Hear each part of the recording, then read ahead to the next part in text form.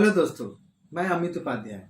मैं अपने इस पाइथन की सीरीज में ये वीडियो लेकर आया हूँ। मेरा सबसे पहला जो टॉपिक है वो है फंडामेंटल ऑफ पाइथन।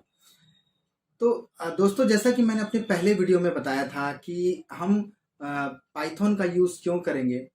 दोस्तों, जब आप बात करते हो मशीन लर्निंग का, artificial intelligence, web development, graphic user interface GUI और वेब डेवलपमेंट, इन सब की बात करते हो तो आपके सामने कई सारे नाम आते हैं।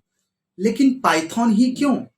क्योंकि पाइथन एक ऐसा high level interpreted programming language है। अब यहाँ पर इंटरप्रेटेड प्रोग्रामिंग लैंग्वेज से मतलब क्या है? पहले बहुत सारे ऐसे प्रोग्रामिंग लैंग्वेज आपने नाम सुना होगा, जैसे C और C++, जो कि एक कंपाइल्ड लैंग्वेज था, और ये है इंटरप्रेटेड लैंग्वेज। इंटरप्रेटेड लैंग्वेज मतलब जैसे हम सभी जो हैं वो हाई लेवल लैंग्वेज समझते हैं, इंग्लिश लैंग्वेज समझते हैं। कंप्यूटर जो है वो बाइनरी लैंग्वेज समझता है, 0 1 की भाषा समझता है। तो कंप्यूटर को समझाने के लिए इंटरप्रेटर का मदद लिया जाता है। इंटरप्रेटर क्या करता है? हमारे लैंग्वेज हाई लेवल को मशीन लेवल लैंग्वेज में कन्वर्ट करता है।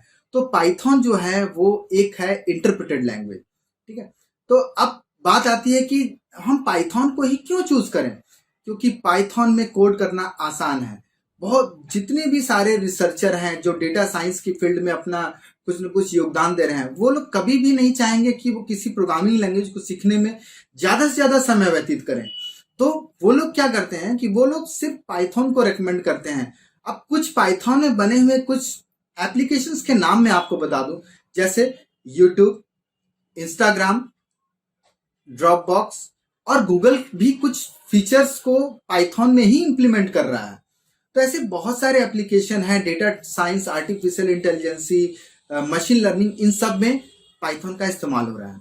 अब सवाल ये आता है कि पाइथन, कई ऐसे लोग बोलते हैं कि पाइथन जो है वो प्रोसीजर ओरिएंटेड लैंग्वेज नहीं है।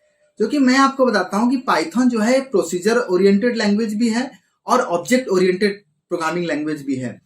ऑब्जेक्ट ओरिएंटेड प्रोग्रामिंग लैंग्वेज आपने पुराने जब आप कोई भी प्रोग्रामिंग लैंग्वेज किए होंगे, जैसे C++ की बात करता हूँ, जावा की बात करता हूँ, तो वहां पे आपने देखा होगा कि वो ऑब्जेक्ट ओरिएंटेड प्रोग्रामिंग लैंग्वेज है।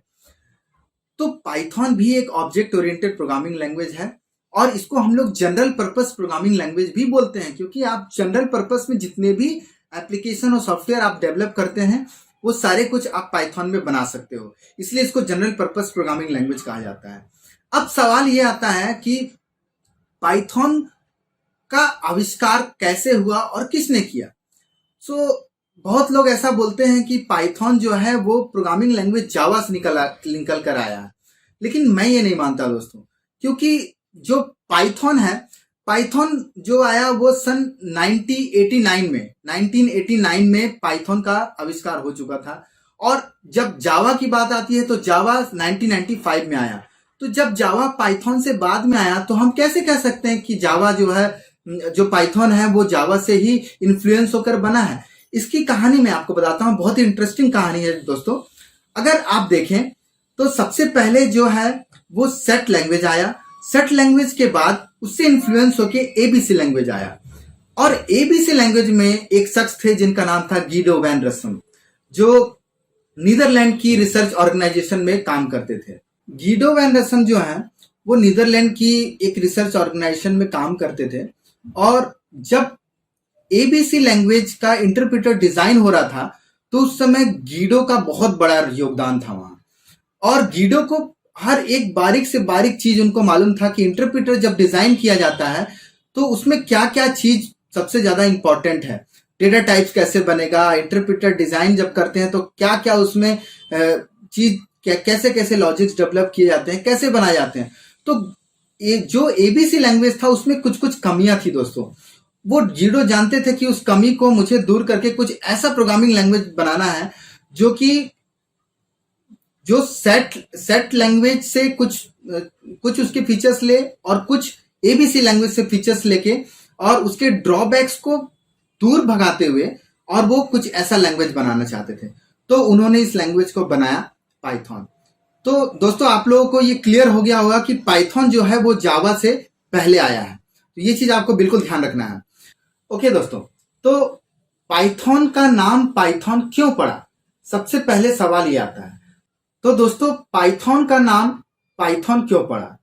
तो बहुत लोग ऐसा सोचते हैं कि पाइथन एक स्नेक का नाम है तो स्नेक के नाम से ही पाइथन का नाम पड़ा, जो कि ऐसा नहीं है दोस्तों।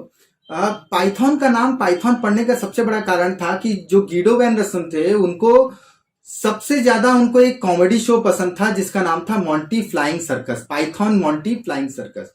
तो उनके दिमाग में ये वर्ड जो है पाइथन वर्ड वो इतनी बुरी तरह से छाया हुआ था दोस्तों कि वो चाहते थे कि इस वर्ड का ही से ही मैं नाम बनाऊं पाइथन का। तो उन्होंने वहां से इसका नाम रख दिया पाइथन। ओके, आप पाइथन बोलिए चाहे पाइथन बोलिए, इससे कोई फर्क नहीं पड़ता है। आपको बस ये आना चाहिए, प्रोग्रामिंग लैंग्वेज, आपका स्किल मजबूत होना चाहिए। तो दोस्तों इस तरह से इसका नाम पाइथन पड़ा। अब ज्यादा से ज्यादा जो है डेवलपर इसको इस्तेमाल कर रहे हैं और आने वाला जो फ्यूचर है वो पाइथन का है। और अपनी आगे आने वाली लेक्चर में मैं आप लोगों को एक्सप्लेन करूंगा कि पाइथन कैसे इंस्टॉल किया जाता है। उससे पहले मैं आप लोगों को थोड़ा एक ओवरव्यू और दे देता हूं कि पाइथन जब हम इंस्टॉल करेंगे तो हम कौन से वर्जन को इंस्टॉल करेंगे। तो पाइथन का जो 3 वर्जन आए, पाइथन 1, पाइथन 2 एंड पाइथन 3। तो दोस्तों पाइथन 2 और पाइथन 3 दोनों के सिंटेक्स में बहुत जमीन आसमान का अंतर है। पाइथन 2 जो है वो उसका सपोर्ट जो होता है वो 2022 तक आई थिंक पाइथन 2 का सपोर्ट वो एंड हो जाएगा। लेकिन पाइथन 3 जो आने वाला जो भविष्य है पाइथन 3, तो हम दोस्तों जो पढ़ने वाले हैं वो पाइथन 3 है। तो पाइथन 3 जो है आप देख रहे हो कि स्कूल कॉलेजेस वगैरह में जो इस्तेमाल हो रहा है पाइथन 3 हो रहा है। इसका सिंटेक्स बिल्कुल अलग है, इसमें लाइब्रेरी बहुत सारे ऐड किए गए हैं। और लाइब्रेरी हम आगे समझेंगे कि लाइब्रेरी क्या होता है। बस आप इतना समझ लीजिए, एक साधारण लैंग्वेज में आपको बता रहा हूं कि लाइब्रेरी कुछ ऐसी चीज है कि कुछ ऐसे फीचर्स उसमें ऐड किए गए हैं कि जिसको हम सिर्फ पिक करके सिंपली हम उसको यूज कर सकते हैं। और पाइथन जो है एक ओपन सोर्स प्लेटफॉर्म है। ओपन सोर्स प्लेटफॉर्म का मतलब है ये फ्री ऑफ कॉस्ट मिलता है। अगर आप यही जावा को अगर आप देखें तो जावा आपको लाइसेंस वर्जन परचेस करना पड़ता है।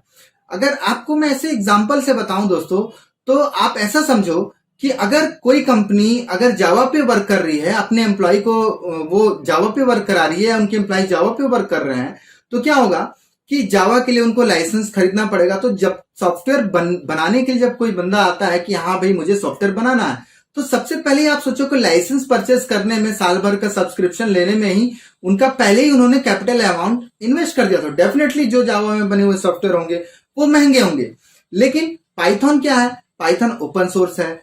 आप चाहे तो 1000 मशीन पे इंस्टॉल करिए, चाहे 2000 मशीन पे इंस्टॉल कीजिए, ये बिल्कुल फ्री ऑफ कॉस्ट है। और सबसे ज्यादा इसकी खासियत, मुझे सबसे ज्यादा पसंद आती है इसकी खासियत कि बहुत बड़े ही आसानी से, ज्यादा कोड आपको लिखना नहीं पड़ता।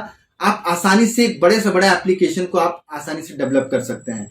और इवन अगर आप अभी YouTube पे सर्च करोगे तो आपको 5th 6th क्लास के बच्चे ऐसे ऐसे मशीन लर्निंग में एप्लीकेशन बना रहे हैं, आप देखोगे तो आप हैरान हो जाओगे। तो ये जो खासियत है ये पाइथन की खासियत है। तो दोस्तों आशा करता हूं मैंने आपको जो भी फंडामेंटल आपको बताया, पाइथन के बारे में जो हिस्ट्री बताया, ओवरव्यू दिया, आपको ये सारा कुछ समझ में आ गया होगा। मैं चाहता हूं कि आपको जो भी डाउट है पाइथन से रिलेटेड, आप इस कमेंट सेक्शन में जाके उसमें आप कमेंट में आप मुझे लिखिए, मैं जरूर आपको उसका रिप्लाई दूंगा। और उम्मीद करता हूं कि आपको ये वीडियो पसंद आया होगा। अगले लेक्चर में मैं आपको पाइथन इंस्टॉलेशन के बारे में बताऊंगा, आपको थोड़ा प्रोग्रामिंग के बारे में बताऊंगा। तो आपको भी लगेगा कि सर जो है सिर्फ थ्योरेटिकल ज्ञान दे रहे हैं, लेकिन थ्योरेटिकल नहीं, अभी थोड़ा आपको ओवरव्यू देना जरूरी है, इसलिए मैं आपको ओवरव्यू दे रहा हूं। नेक्स्ट लेक्चर में मैं आपको डेफिनेटली जो है इंस्टॉलेशन और उसके प्रोग्रामिंग पार्ट में लेके जाऊंगा। तो आशा करता हूं दोस्तों आपको ये वीडियो पसंद आया होगा। प्लीज मेरे इस चैनल को लाइक और सब्सक्राइब कीजिए। Thank you.